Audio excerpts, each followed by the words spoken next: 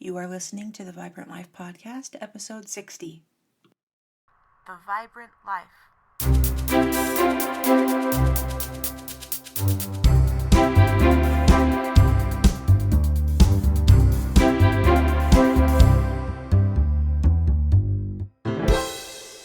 Hey you, I'm Emily Bromrell, and this is the Vibrant Life Podcast.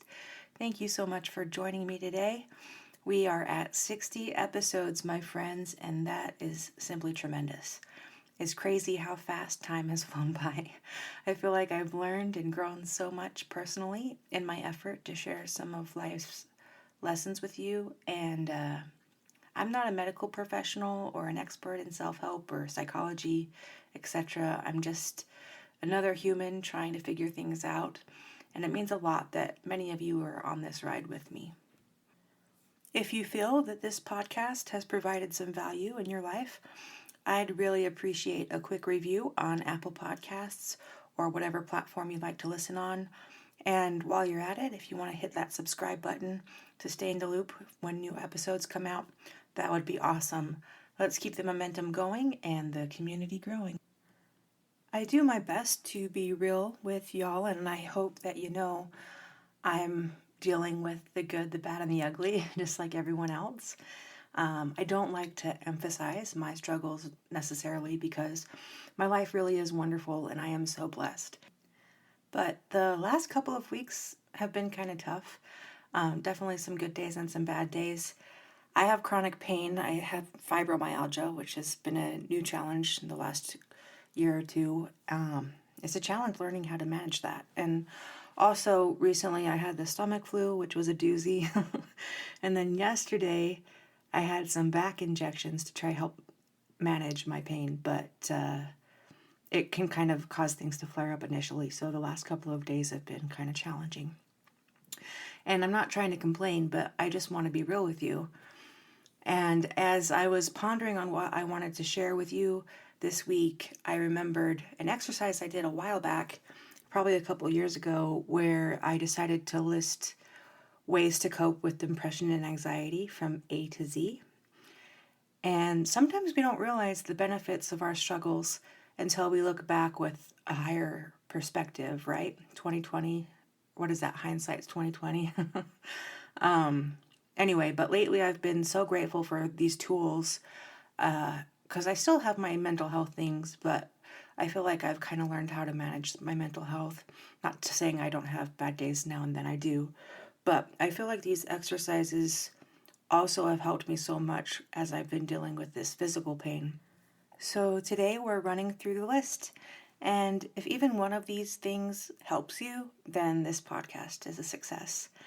And let's get down to it. We'll just do the ABCs of tools from Emily on how to deal with mental health and physical health too. Anyway, so the first one, A, accept what you can change and act when and where you can. Acceptance, right? This is basically the wisdom in the Serenity Prayer that's often in addiction recovery programs. It's commonly quoted as, God grant me the serenity to accept the things I cannot change, courage to change the things I can, and wisdom to know the difference. And if you learn that trick, man, you're ahead of the crowd. But by focusing on what you can do rather than what you can't, life becomes much more manageable. B is breathe and always do your best. It astonishes me how powerful simple breathing techniques can be in overcoming both physical and mental pain. So in the show notes, if you ever go to my website, I have all the show notes. You can click the header on the B section here, and it will take you to several great exercises you can try. You might be skeptical at first, but if you give these a try, I think you'll be amazed at how well they work. And then do your best. Also, just give yourself credit for doing your best because life is hard enough without beating yourself up. If you can be gentle with yourself, it's great. C, challenge limiting beliefs. We often accept ideas and beliefs that just aren't true. And if we learn to challenge our limiting beliefs, things can turn around quickly. I covered this a little bit on a previous episode, the ABCDE model. And so if you want to check that out, again, you can click the header under C in this list and you can go to that previous episode and check that out. But there's a lot of ways to do this, not just that way. It takes practice, but basically just monitoring your thoughts. And if you're deliberate about what you focus on, your life can change. So definitely recommend that. D is discipline. And this is a hard one for me, I'm not going to lie. Living purposefully and without fear takes practice. And practice is the key to consistency. And I am far from having this mastered, but I find comfort in the fact that most disciples fall short in following their teachers, right? And I think the thing is to just keep going, don't give up. And if you keep trying, you're going to keep improving, and eventually you will gain the discipline you need to have in the different areas that you're focusing on. And then once that discipline is in place, life is going to be that much easier. It's kind of ironic that hard work makes life easier, but it's true. E is exercise. It's something we all know we should embrace, but that we often put off. Physical movement encourages forward motion in the mind and gives us the endorphins and other chemicals we need to be mentally and emotionally fit, right? And of course, if you have a regular habit of exercise, your body is going to be much healthier. And it's not easy if you're in pain to begin with. I get that for sure. But exercise is definitely essential to living your best life. F is find a friend. This is a big one.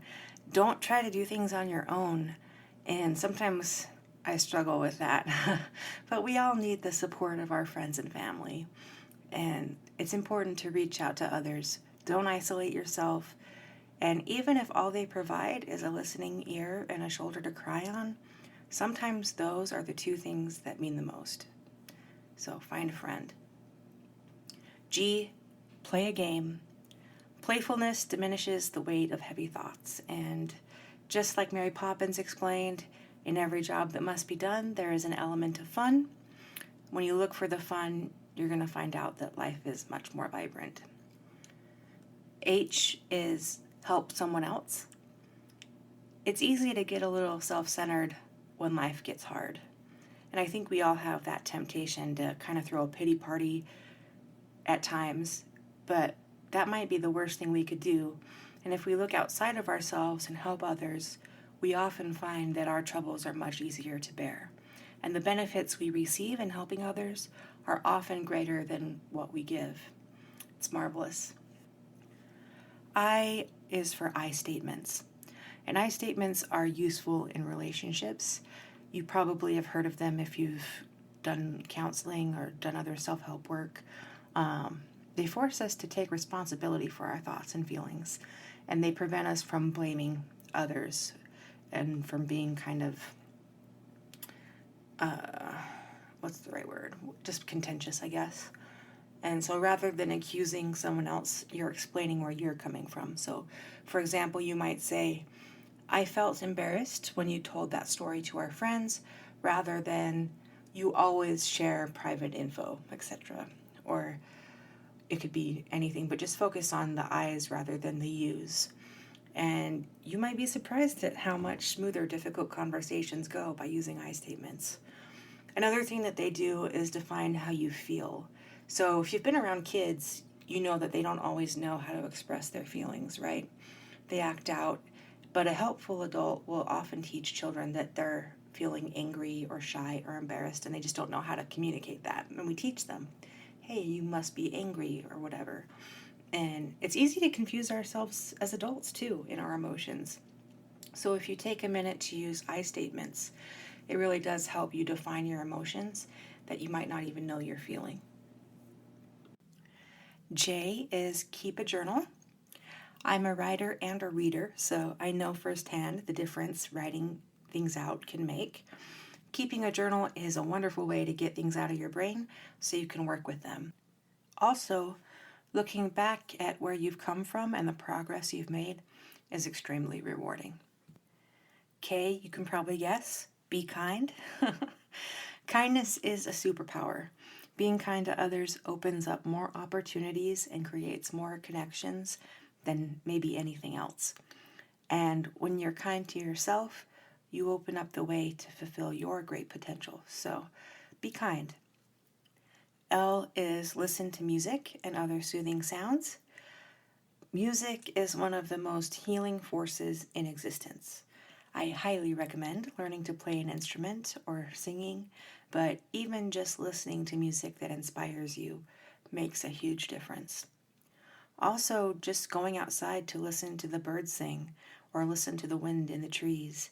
These things soothe my soul when almost nothing else works. M is meditate. You might have guessed that one too. Wayne Dyer, if you don't know, he's a self-help mindfulness guy. He's pretty awesome, and he's written some really great books I highly recommend reading. Anyway, he said that meditation helps you access conscious contact with your highest self. And I can't really say it better than that. So meditation is always good. N, take a nap. As someone who struggles with insomnia, I know the value of sleep. We often discount how much our physical needs affect our lives. And power naps are awesome too. Power naps are proven to increase success in studying and improving performance in almost anything, really. So if you feel grumpy, a good nap is guaranteed to make you feel better, and it might just help you perform better too. O is observe your surroundings. You might have noticed a theme with mindfulness by now. But that is the trick to managing a lot in life. I know that that's true, but again, I fall short incessantly. But if you've ever read Sherlock Holmes or any other kind of mystery novel, you know that there's power in observation. And the ability to look at yourself and observe the patterns in your own life is priceless. Observing your surroundings is also helpful if you want to do grounding techniques and helping to control anxiety. So there's a lot of good things there. Observe. P is pray. And I have a sign over my bed. I love it. It says, give it to God and go to sleep.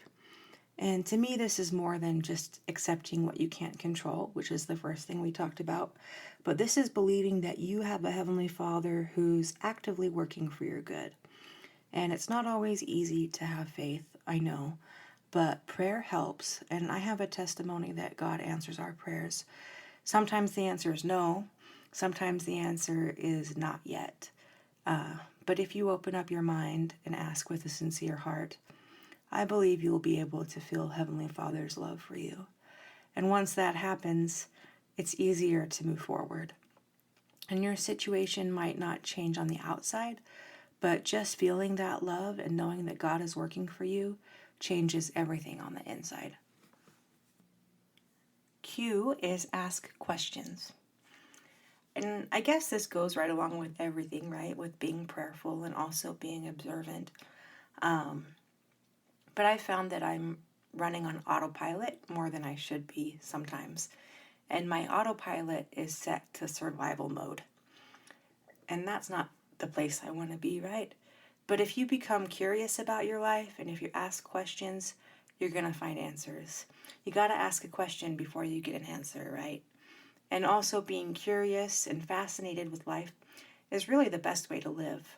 There is so much to learn, and for me, learning is one of the truest pleasures of all. So, ask questions. R, read. I'm a big reader. I think it's so important. Get inspired by the power of words. Books are some of my best friends, and I love fiction and nonfiction alike. There's so many people who have shared their insights through books, and it's foolish not to take advantage of that. And there's just nothing like traveling to a different world through the pages of a book. So whether you need a break from your troubles for a while, or maybe you're looking for some wisdom to help you overcome those troubles, books are the way to go. S is soak up some sun. It's important to get outside. We're basically houseplants with complicated emotions. You may have seen that meme on Facebook or different places, but we need sun like every other living thing does. So if you've been cooped up inside for too long, it's going to affect every aspect of your life. Soak up some sunshine and you'll feel better. T is talk it out. A lot of pain and misunderstanding could be avoided simply by talking things out rather than avoiding difficult conversations. The truth is that we make things worse in our minds than they are in real life most of the time. Learn to talk through your problems with others. Also, a willingness to talk through your personal struggles with someone you trust is so helpful. An outside perspective can shine a light on things you might not have even considered. U is understand. We like to believe that life should be easier or fair, and it's just not how it goes. We know that life's not fair, and the older I get, the more I know that every human on the planet is tested to their utmost in some fashion. We were sent here to fulfill the measure of our creation and our greatest potential. That takes work and some suffering. And when we understand that there's a purpose in the growing pains that we go through, that suffering grows less. So just a little bit of understanding can go a long way. V is visualize. See it, then be it. Visualizing comes so naturally. It's a big part of why we have an imagination, right? Athletes know it, artists know it, successful businessmen know it. Something has to be created in your mind before it can be created physically. That's just how it works. So visualization is key. W is drink water. Leonardo da Vinci noted that water is the driving force of all nature. And we know this, but we drink more soda and juice than pure water, a lot of us. We don't drink enough, and then we run around dehydrated most of the time. It's crazy. We need water, and we need it just like we need sunlight. A tall glass full of cold water is one of the great pleasures in life, especially on a hot summer day. Water cleanses our system. It keeps us going more than anything else. So, drink more water. X is experiment. Try new things. Use what works for you and eliminate what doesn't. This is kind of a long list, so just take what works for you. Don't worry about the rest. We all have individual needs, and it's important to figure out what we like and what we find useful. Y is yearn for personal growth. If you study personal development long enough, it becomes delicious. You hunger for more knowledge and more growth, just like you hunger for a good meal. And at that point, though times still can be tough, you lean into life with more excitement, and it's really great. And then the last one, Z, cultivate a zest for life. It all boils down to your choices. You can choose to develop these skills and to learn to manage your health, mentally, emotionally, and physically. It just takes work and it takes practice. If something is zesty, it's full of flavor, right? It's fresh, it's vibrant. It's taken most of my adult life to realize most of the things on this list, and I am far from mastering these skills. But I do know they work, and I want to live a vibrant life, and I want that for you also. So if we embrace the things on this list, I think we're on our way. So that's it, my friends. I hope you got a little bit out of it, something that you can take away that will maybe help you if you're having a hard time. And just, again, thank you for being here with me. Thanks for listening, my friends, and have a great week. Live the vibrant life.